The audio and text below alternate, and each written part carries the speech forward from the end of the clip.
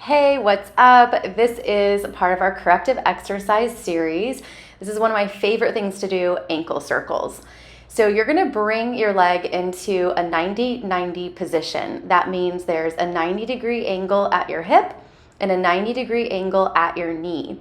Now I like to hold on to the back of my leg if I want to get a shoulder stretch. So it kind of feels like your arms and your shoulders are hanging like a hammock.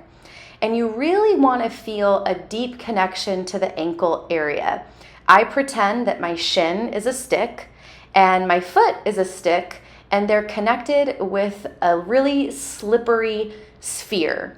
And so you want to look for little clicks or skips when you're doing the circle and go a little bit slower through that area. We're going to do this as an exercise on its own or as a warm-up for 1 minute at a time. And we're about to switch directions here.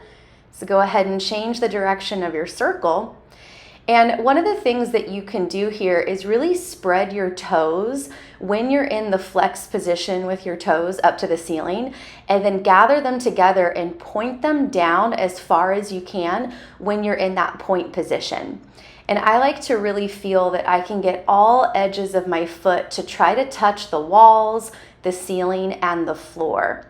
And sometimes your foot might fall asleep with your hand pressure, and so you could always take breaks and put your hands down by your side, or if you want to advance it, don't hang on at all. It will be a really long endurance exercise for your hip flexor.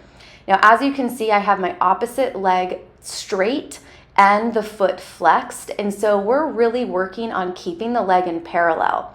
That means that the shins are facing the ceiling and the thighs are either facing the ceiling of the leg that's straight or the thigh that's working that is at the shoulder. Now we're going to move into flex and point.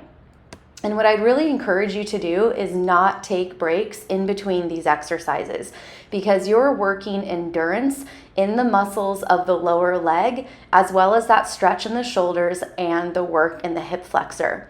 Now, the benefits of this exercise is everything that you do standing is going to improve, because your ankles and your feet are the bottom of your body. It's the base.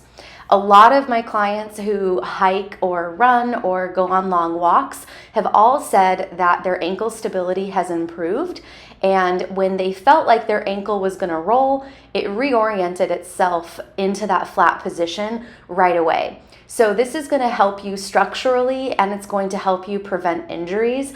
And I myself have flat feet, and I have been changing the shape of my foot and the strength of it with these exercises. So they're really, really beneficial. You're going to see a lot of rewards.